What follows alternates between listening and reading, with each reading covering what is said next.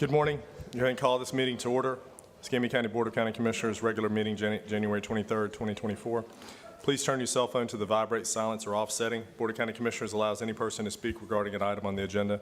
Speaker will be limited to 3 minutes unless otherwise determined by the chairperson to allow sufficient time for all speakers. Speakers, please refrain from abusive or profane remarks, disruptive outbursts, protests, or any other conduct which interferes with the orderly conduct of the meeting. Upon completion of the public comment period, discussion will be limited to board members and questions raised by the board members. Commissioner Burgash, the invocation. Thank you, Mr. Chairman. And for those so inclined, please join me standing as we give thanks and praise to the Lord. Dear Heavenly Father, thank you for this day. Thank you for this dais. Thank you for these men and women. Thank you for this county, and thank you for this country. Through your blessings and through your grace, we are able to live in the greatest country the world has ever seen. We enjoy freedoms unparalleled in the world. We are allowed to disagree. In fact, we're encouraged to do so. And we enjoy the right to freely assemble, freely speak, keep and bear arms, and live in the greatest country the world has ever seen. So as we deliberate today on items of great importance, let us never forget that not one person in this room, not one of us, is worthy of your grace, your providence, your provision, and your mercy. We live in a great country. Let's keep it that way. And I pray today that we make the best decisions for the people, and we do it in a way that is more like you and more worthy of what you have given us. And I ask this all in the name of Jesus. Amen. Amen. Thank you. Commissioner May, can you lead us in the pledge? Yes, sir. Please join me in the pledge. I pledge allegiance to the flag of the United States of America and to the republic for which it stands, one nation, under God, indivisible, with liberty and justice for all. Madam Counsel, anything to be added to the agenda? No, sir. Commissioner? No, sir, Mr. Thank Chairman. you. Nothing from you, Mr. Chairman. No, sir. Robert? I have none. Mr. Administrator? Thank you. Entertain a motion to adopt the agenda. So moved, Mr. Chairman. Please vote. All right.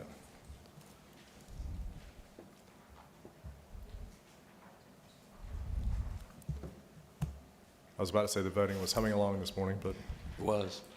Mr. Chairman, I'm going to try restarting that. It did not come through on my screen, but it seems it did on yours. I'm sorry. all right.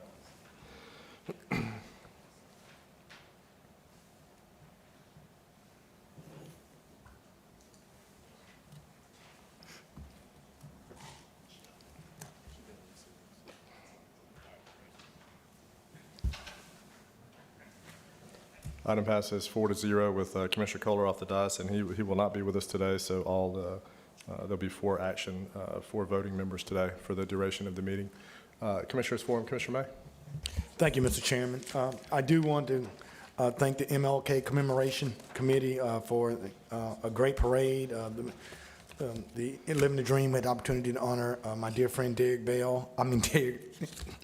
Brooks, and Derek was in town, and we had the opportunity to spend some time with Derek, and as well as Pastor Lonnie Wesley. Thank him for opening up the church to do the MLK commemoration, and thank Angela and my staff for making sure we had all of our throws, and what fun we had in the parade.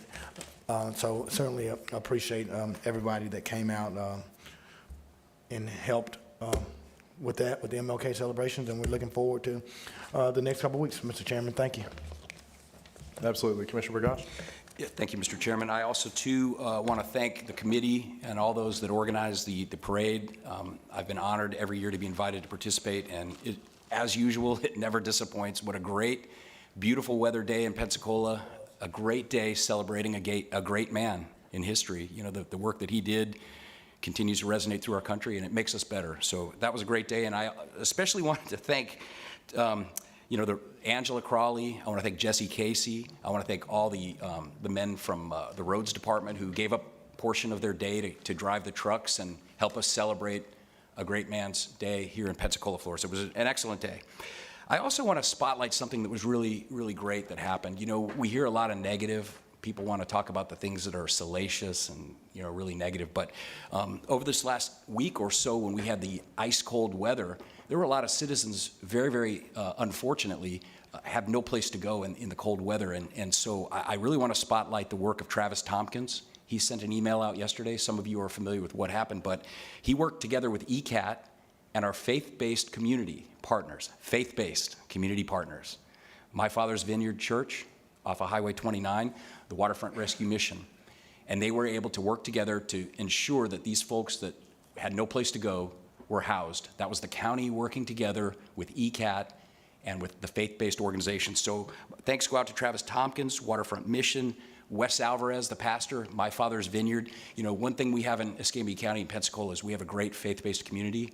And although they get bashed a lot in the media, what they do for this community, you can't calculate it. It's incalculable. So thank you to all of our faith-based community for everything that you do in our community to make it great.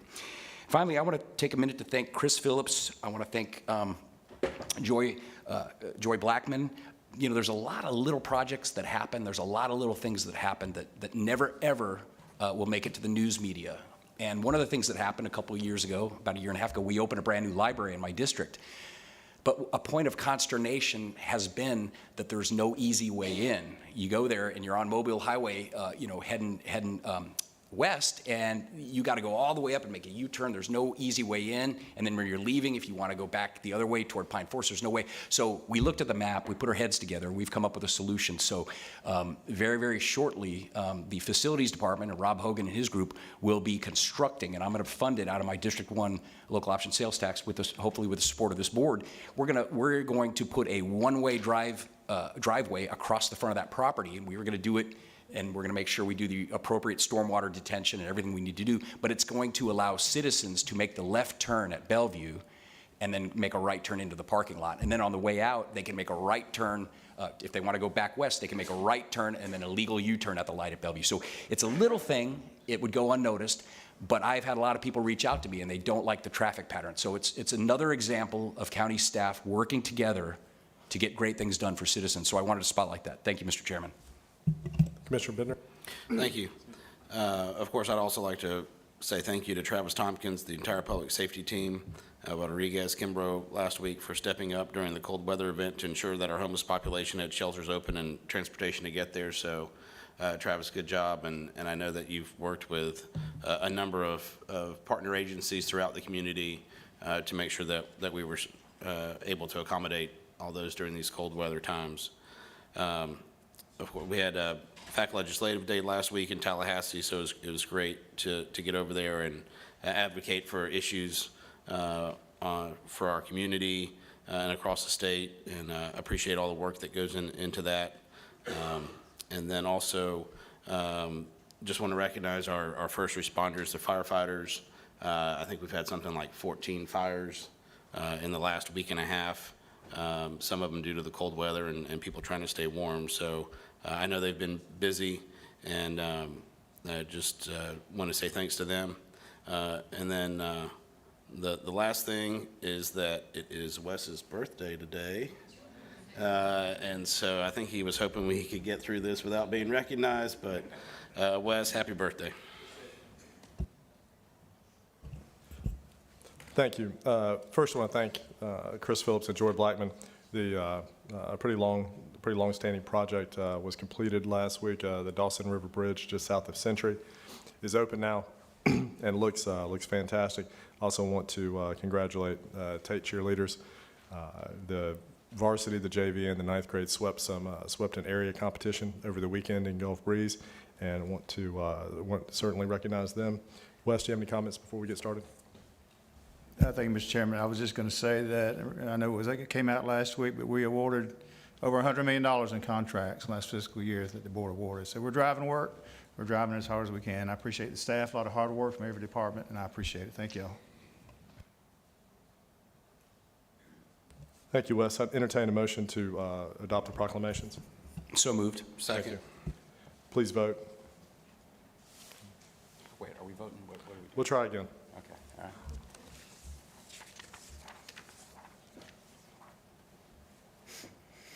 Flashed.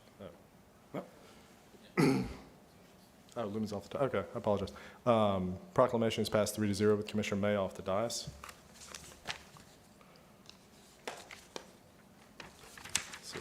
We are not presenting any of those this morning, but I do want to read them quickly. First was ratifying the proclamation commending and congratulating Mr. Alan Holland on his retirement and expressing gratitude for his 36 years of faithful and dedicated service to the citizens of Escambia County. Next was ratifying the proclamation that my colleague was kind enough to read to Supervisor of Elections David Stafford on his outstanding record and expressing gratitude for his 19 years of faithful and dedicated service to the citizens of Escambia County as the Supervisor of Elections. Also ratifying the proclamation declaring January 13, 2024 as Derek Brooks Day and commending Mr. Brooks for his accomplishments and his professional NFL career and his philanthropic contributions to Northwest Florida.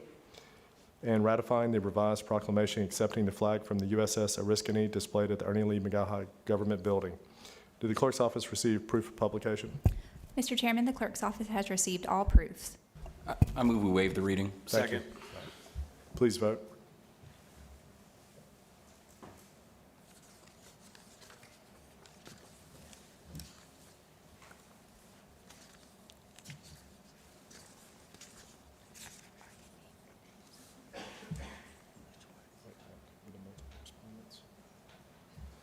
All right, I saw it flash briefly. Okay, there it is. Item passes 4-0. Thank you. Clerk and Comptroller's report. Sure. I have 4 items on the consent agenda. The first one is the November 2023 investment report. You'll see that we're tracking over 5%. The next is the December 2023 TDT. You'll see that that is tracking the same as last year. The third is just documents that we've prepared for filings with the board minutes. And the fourth is minutes and reports that we've prepared. I also want to give you an update on the audit. We are finishing a financial audit. It's taken a little bit longer because of the single audit, which is the highest level of audit in a financial audit. Our obstacle has been EREC. We have gone through the confirmations with EREC. We've determined that they are not 98% done. They are probably less than 10% done. And as a subrecipient, we've had to be very careful as to the invoices and what they are turning in and making sure that's been supported. So they are working with our external audit to finish that up. As of yesterday, we've got a corrected confirmation from them. So hopefully we can finish up this audit. Otherwise, our departments have been fantastic. We have wrapped up financial reports with them and anywhere from payroll to invoices and contracts. Thank you. That's my update. Super. Entertain a motion. Move the clerk's report. Thank you. Second. Thank you. Please vote.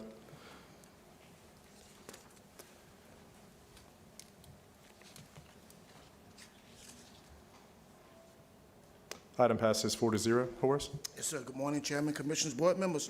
For today, we just have the consent agenda for February 22nd, 2024. Consent agenda. Move the consent agenda. Thank you. Second. Thank you. Please vote.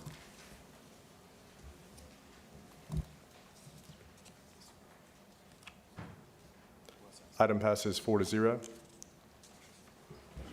Mr. Administrator? Thank you, Mr. Chairman. There are 19 items on the technical public service consent agenda. I need a hold for speakers CAR 1-5, CAR 1-14, and CAR 1-17. Move the balance. Second. Thank you. Please vote.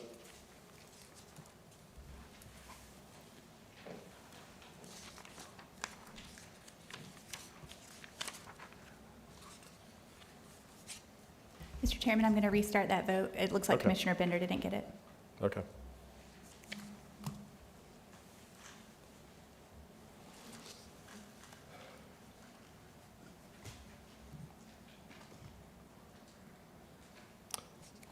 Technical public service consent passes 4-0. Mr. Administrator? I'm sorry, CAR 1-5, the recommendation concerning Amendment 3 to the Restore Multi-Year Implementation Plan, Charles Krupnick.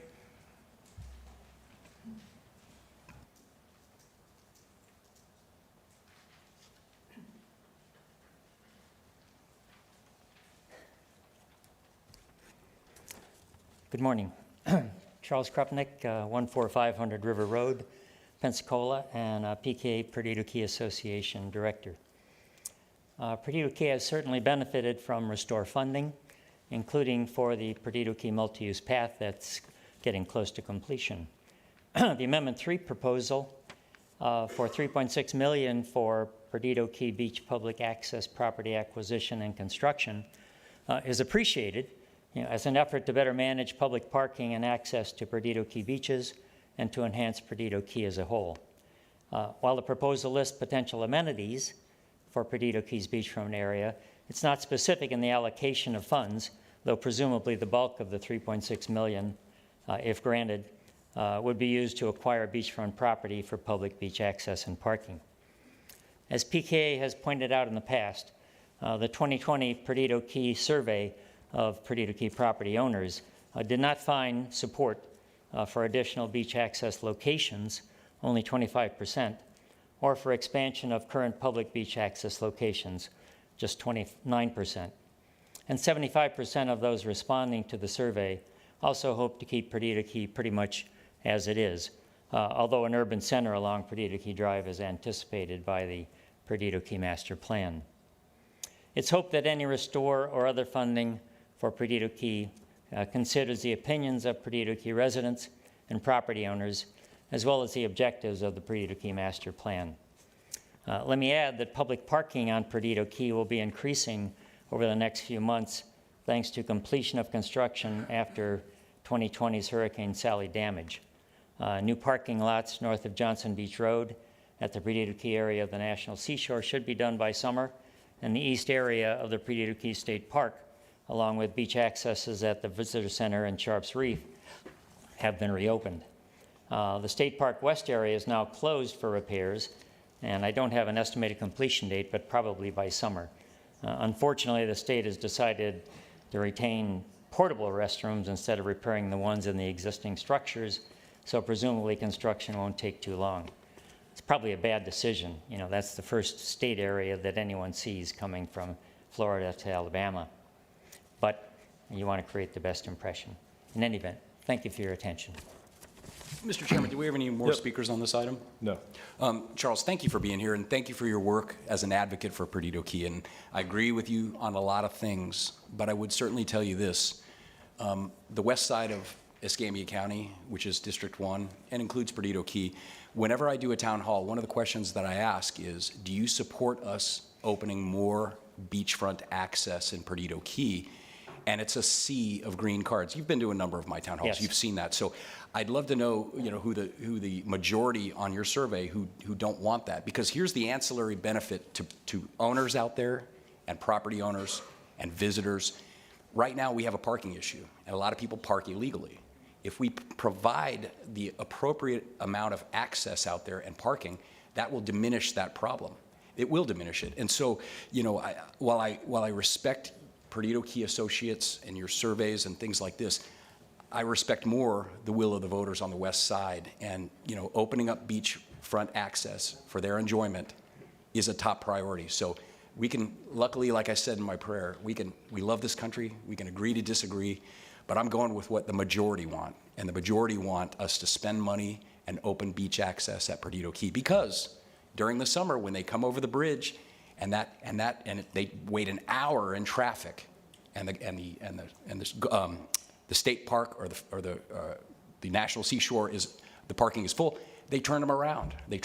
And we only have very, very small access points with parking. So parking is an important thing. So this $3.6 million, it's been in the plan ever since before it was part of my district. We're just expanding it, and we're going to make it happen. So thank you very much, Mr. Chairman. Thanks, Charles. Thank you.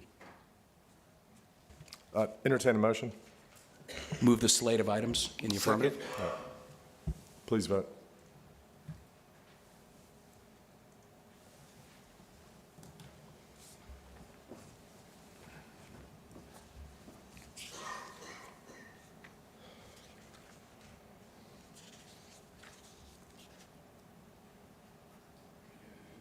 Mr. Chairman, I'm going to try resetting that vote again. I apologize. Okay.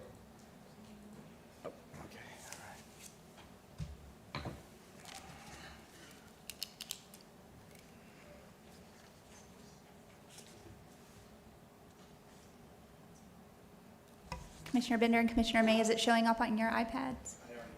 I already voted. Okay, it's not showing up for me. I'm sorry. All right. Please raise your hand. Item passes 4-0. Mr. Administrator. Mr. Chairman, CAR 1-14, the recommendation concerning appointments to the West Florida Public Library Board of Governance. John Bullock signed up to speak.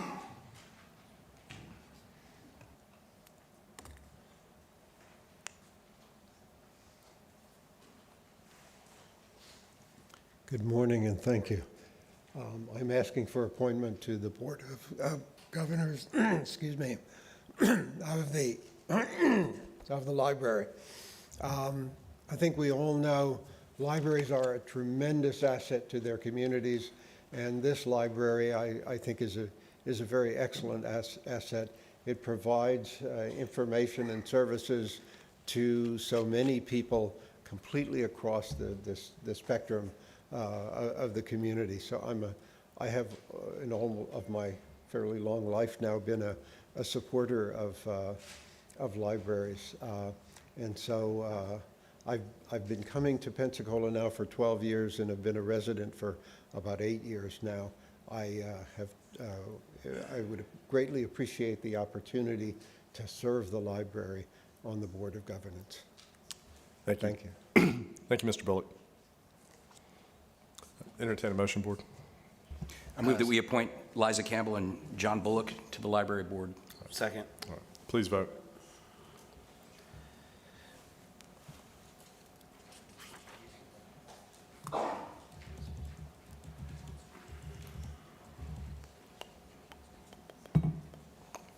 No. Okay. Mr. Chairman, I'm sorry, Commissioner Bender's vote is not showing up for me. I never got it. Did anybody else get it? Yeah. It never came across. Yeah. All right. Raise your hand. Item passes 4-0. Wes. R 1-17, the recommendation concerning the Escambia Marine Advisory Committee's 2023 Priority Topic Summary Report. Carrie Friedland.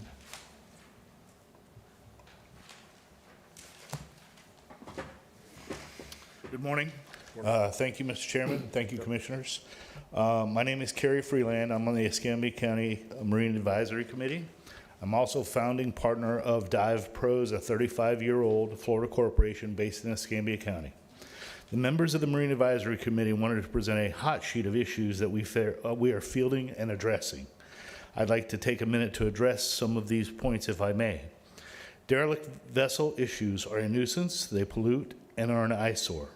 The Marine Advisory Committee addresses these issues frequently and works to provide solutions. It is the burning issues that come up only when we have a fatality in the diving community, which probably could have been prevented.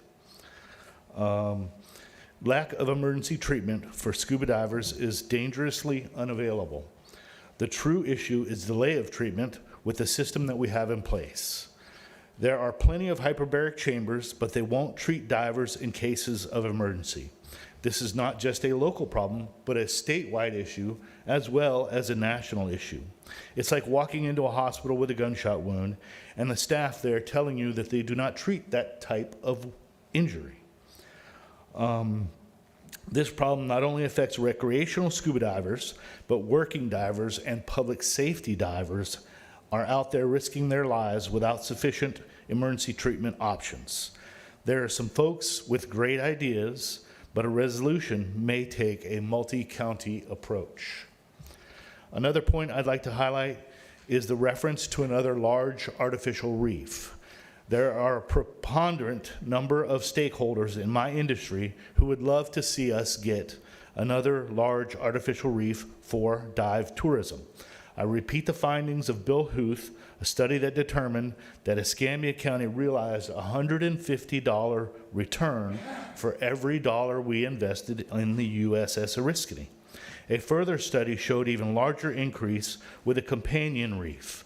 The folks over in Okaloosa County must have read the report because in the last couple of years they have reefed about a dozen larger vessel type artificial reefs.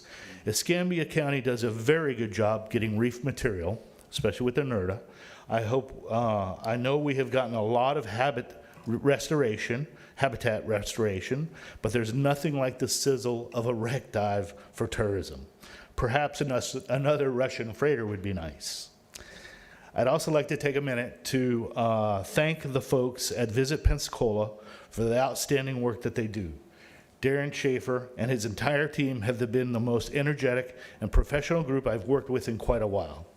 Taking the time to learn about the family-oriented, multi-generational recreation that is scuba diving, attending the world's largest scuba industry trade show under the Northwest Florida Beaches banner, to showcase what wonderful wreck diving we have to a huge global audience, allowing me to engage numerous potential visitors to our area while I wasn't working on my own business's obligations. I have seen the results of their efforts by the manifests of several local dive operators. The Visit Pensacola team is top-notch and doing their job. And that's all I had. Thank you. Excuse me. Thank you, Gary. Move to accept for the record the priority topics. Thank you. Second. Thank you. Please vote.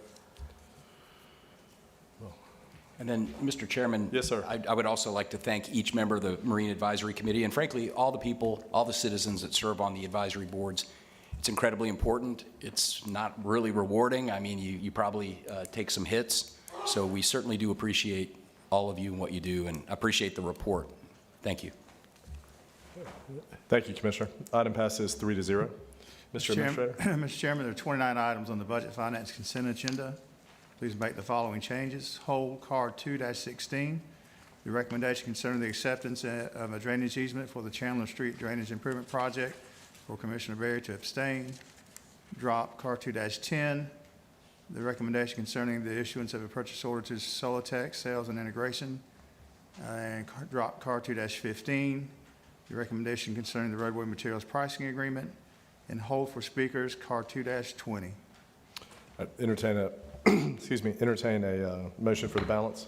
I move the balance in the Thank you. affirmative. Second. Thank you. Please vote on the balance.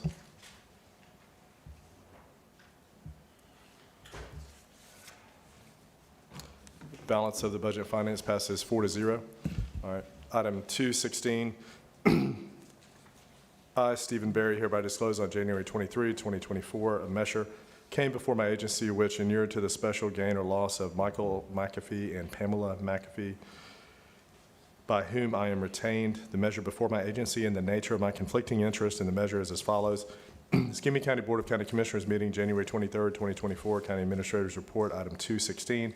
Recommendation concerning the acceptance of a drainage easement for the Chandler Street Drainage Improvement Project presents a conflict of interest pursuant to statute 112.3143 Florida statutes, or the appearance of a conflict of interest pursuant to statute 286.012 Florida statutes, because Michael and Pamela McAfee are my clients.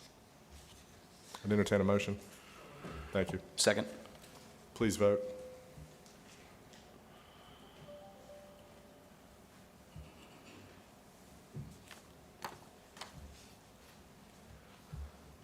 Item passes 3-0 with Commissioner Berry abstaining. Thank you, Mr. Administrator.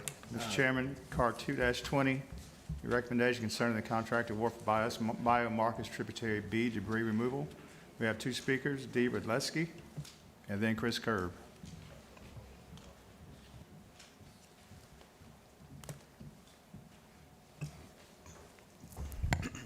Good morning, Commissioners.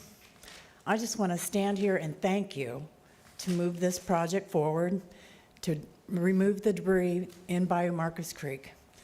With that being said, going forward, I'd really like to see a bigger study done for the entire creek. There are quite a number of trees down, garbage, debris. We just want it to be removed so we don't flood anymore.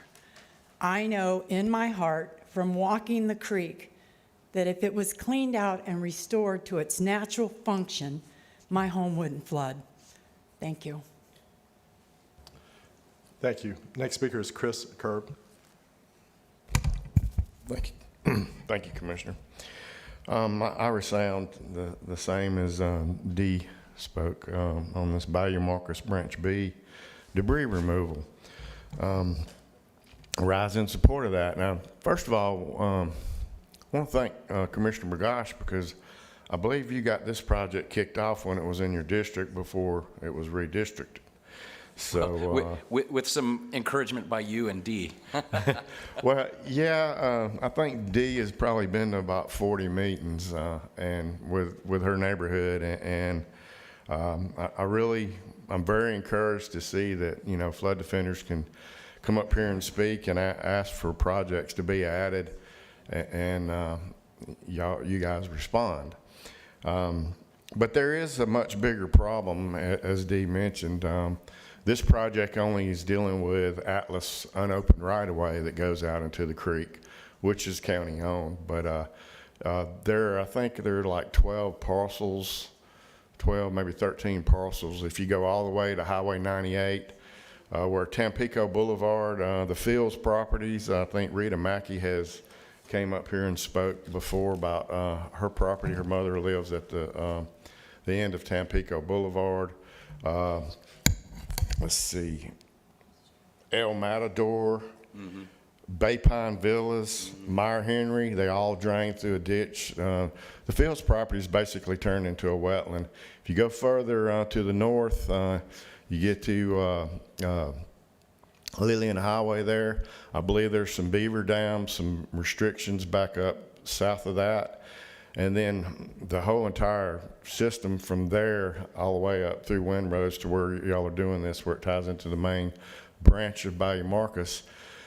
There's a considerable amount of debris and restrictions in that creek. I've actually been behind Dee's house.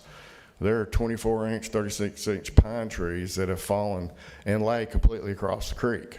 Now, that's not county-owned property, but you know, I think a conservation project would be in line on this and doing a little study to try to restore that. I mean, you pay however much you pay for HMGP buyouts on these properties.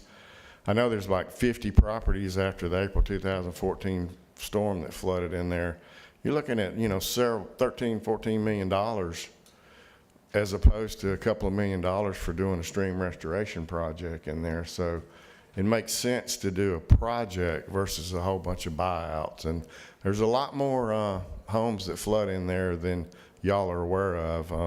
I was actually out in the storm on June 16th about 3 a.m. in the morning this past year, and there's a good bit of flooding in there. So thank you. Thank you, Chris. I entertain a motion. I move item 20 in the affirmative. Thank you. All right, please vote.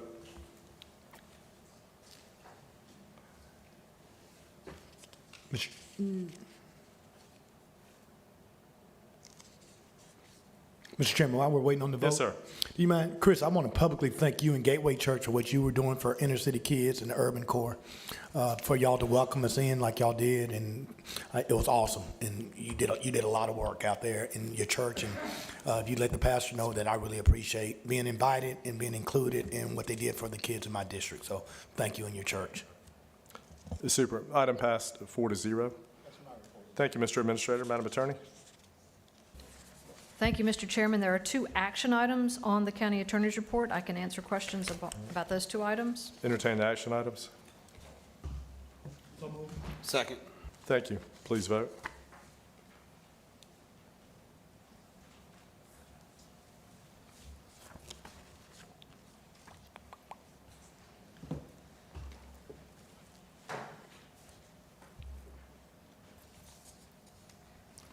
Those 2 items pass 4-0. Madam Counsel. There's a discussion item here. This is related to the request by Mr. Jonathan Owens, former county employee, related to his retention of Attorney Dennis Green on 2 separate matters, one being a civil matter where the county has filed suit against 3 parties, Mr. Owens being among those, and then another one related to an ethics claim against Mr. Owens. So he has 2 separate contracts for legal services with Mr. Dennis Green at a rate of $395 per hour, and he is asking, pursuant to your policy, for the county to be responsible for the payment of this attorney on these 2 claims. And I can go into what your options are. You do have 5 options under your policy, or I can continue with what I'm advising. It's up to the board. All right, Madam Counsel, thank you. Board, any comments? Madam Attorney, what's the amount in the policy? I believe it says it's capped at $250 per hour unless waived by the board. We have waived it on previous occasions upon a showing of some reason why it needs to go above that amount. Okay, thank you. All right, Madam Counsel, seeing no other lights on, thank you for the discussion. Chairman, though, I see that Jonathan Owens is here in the building. I mean, I think we should offer him the opportunity to come to the podium and publicly explain why he thinks taxpayers should pay for his defense. Jonathan, you're welcome to come up and speak on your own behalf. He certainly has the opportunity at the beginning of the meeting. I don't see him moving now. Commissioner? All right, good. If you have no comments. No comments. All right, if you have no comments, I have no comments. Thank you, Madam Council. Thank you. That concludes my report. All right, the board, if there's nothing further, adjourned.